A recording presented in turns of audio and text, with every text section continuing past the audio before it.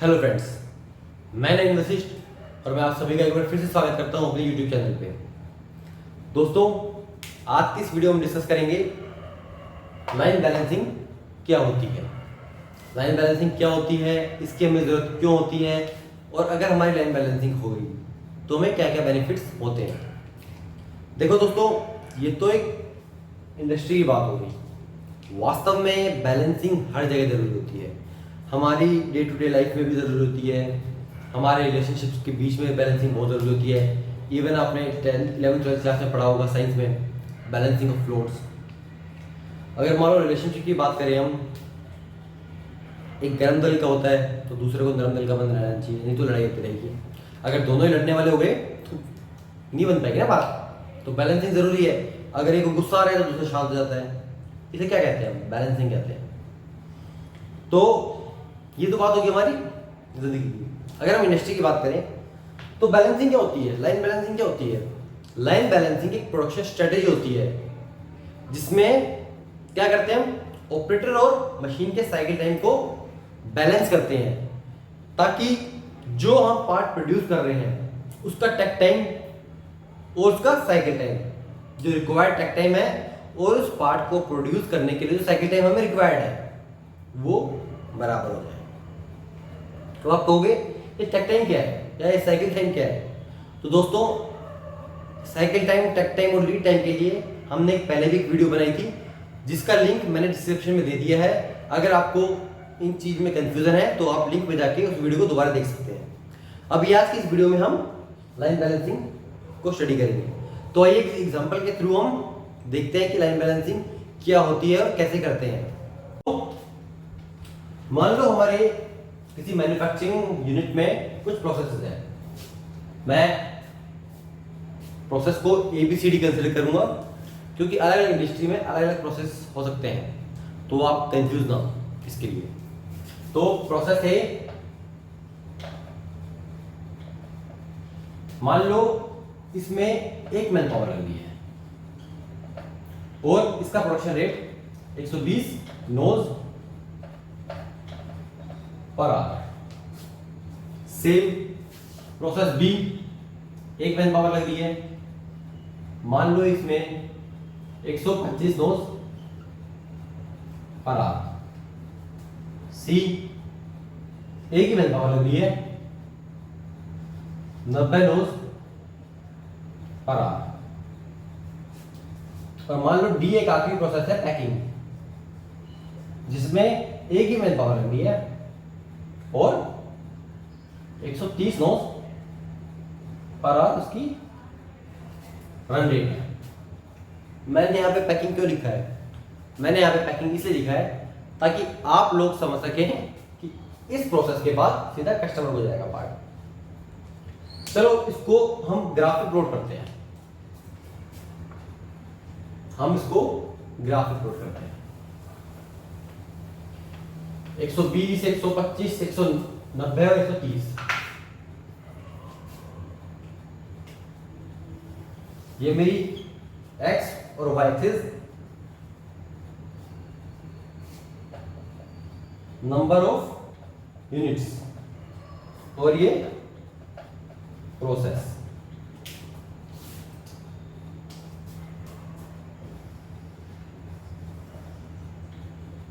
एक 120 प्रोसेस ए,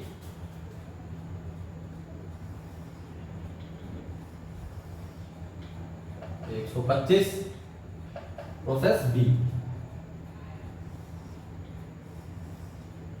process C 90, process C 130। तो friends, process ए में बने 120 पीस पर घंटा, प्रोसेस बी में बने 125 पीस पर घंटा, प्रोसेस सी 90 पीस पर घंटा, प्रोसेस सी 130 पीस पर घंटा। अब ये ऊपर नीचे थोड़ा सा ठीक नहीं लग रहा।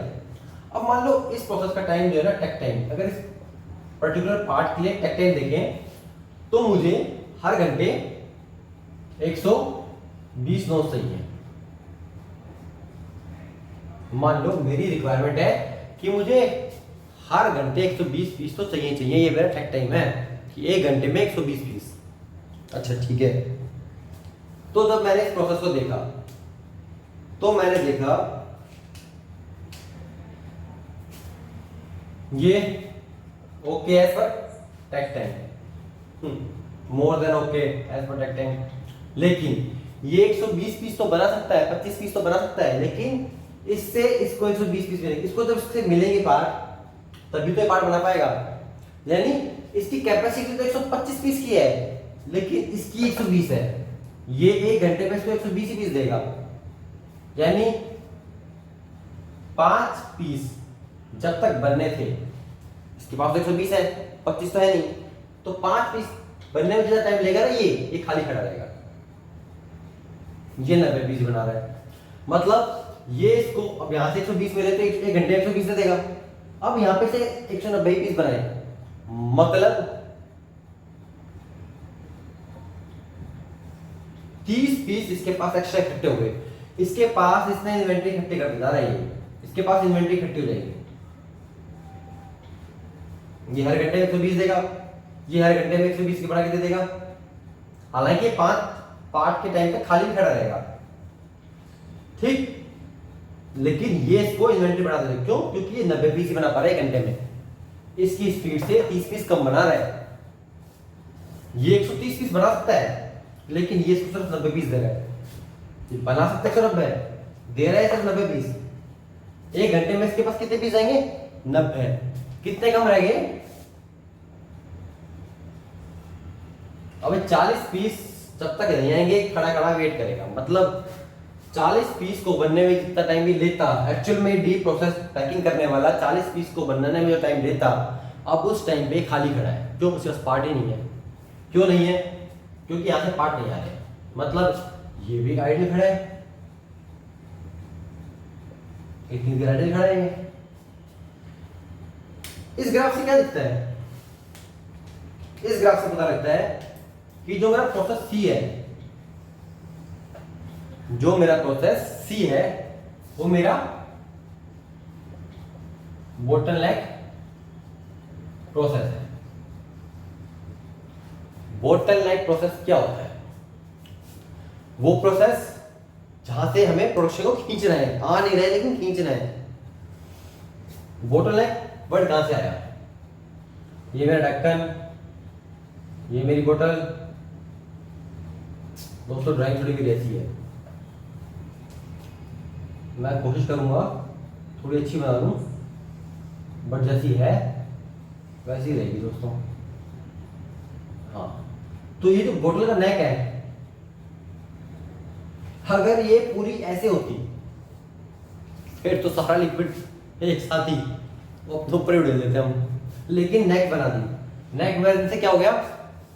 जिस स्पीड से यहां से निकलता है ना, उस स्पीड से नहीं निकलेगा, थोड़ा थोड़ा निकलेगा। यानी ये मेरा बोटलनेक प्रोसेस है। और बोटलनेक प्रोसेस मतलब यहां से प्रोडक्शन कम हो रहा है, यहां से मुझे प्रोडक्शन खींचना है। तो मुझे कुछ ऐसा करना पड़ेगा कि ये जो है ना 90 की जगह 120 पीस दे। क्योंकि अगर इसने 120 पीस नहीं दिए तो इसको 120 पीस नहीं मिलेंगे। अब इसकी वजह से एक घंटे में सिर्फ 90 पीस निकाल रहा है। मुझे चाहिए कितने? 120 पीस घंटे के। इस पूरी लाइन से मिल कितना रहा है? 90 पीस घंटा, बिकॉज ऑफ बोटलनेक प्रोसेस। तो मुझे अब कुछ करना पड़ेगा जिससे मैं इस प्रोसेस से प्रोडक्शन को खींच सकूं। इसके लिए कुछ टर्म्स होती हैं। वो टर्म्स कौन कौन सी होती हैं? वो टर्म्स कौन कौन सी होती हैं? आप लोगों ने बहुत सुना होगा, काइज़न। Kaizen continuous improvement. इसके लिए हम एक अलग वीडियो बनाएंगे, बट फिलहाल आप समझ लो कि कुछ इंप्रूवमेंट,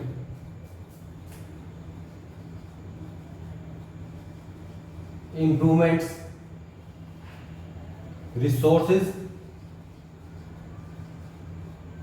री अलोकेशन, मतलब ये तो प्रोसेस है, इसमें जो हमने रिसोर्सेज दे रखे हैं, जैसे मैंने बोला एक ही मैन पावर है, हर जगह एक मैन पावर है, तो मैं स्टडी करूंगा मैं स्टडी करूंगा कि 90 पीसी क्यों दे पा रहा है, मैं इसकी साइकिल टाइम स्टडी करूंगा, मैं देखूंगा एक्चुअल में ये ऑपरेटर कितने पार्ट दे सकता है। मशीन की कैपेसिटी नहीं है तो मैं यहां पे 2 मशीन लगाऊंगा। अगर ऐसा है कि ऑपरेटर तो काम पे लग रहा है लेकिन मशीन मेरी आइडल खड़ी है, ऑपरेटर के पास हैंडवर्क बहुत ज्यादा है, तो मैं यहां पे 2 ऑपरेटर लगाऊंगा ताकि उसके काम डिवाइड हो जाए। या मशीन प्रोसेस कर रही है, बंदा खाली खड़ा है, मशीन का प्रोसेस ज्यादा हो सकता है ना भाई, मशीन का प्रोसेस टाइम ही ज्यादा हो गया, ऑपरेटर ने ऑपरेट कर दिया, वो खड़ा है देख रहा है, मशीन चल रही है वो देख रहा है, इस केस पे क्या होगा, ऑपरेटर नहीं बढ़ाऊंगा मैं मशीन बढ़ा दूंगा। या कुछ रीअरेंजमेंट करके देखेंगे हम, जिनको हम बोलेंगे इंप्रूवमेंट्स। तो ये सब चीजें करने के बाद मेरे इसके नंबर ऑफ प्रोडक्शन बढ़ जाएगा। अब नंबर ऑफ प्रोडक्शन बढ़ने के बाद ये ग्राफ कैसा दिखेगा, मान लो मैंने कुछ रिलोकेशन किया, कुछ इंप्रूवमेंट्स करी और अपने बॉटलनेक प्रोसेस को मैंने इंप्रूव कर दिया। अब जो graph 120 A process, 125 B process, C 90, 130, जो मेरा नंबर ऑफ यूनिट्स थी यहां पे, ये प्रोसेस था, ये है मेरा बिफोर का। जो मेरा ग्राफ पहले ऐसे अनबैलेंस था, यहां पे एक बोटलनेक प्रोसेस दिख रहा था, वो आफ्टर इंप्रूवमेंट डल कैसा दिखेगा,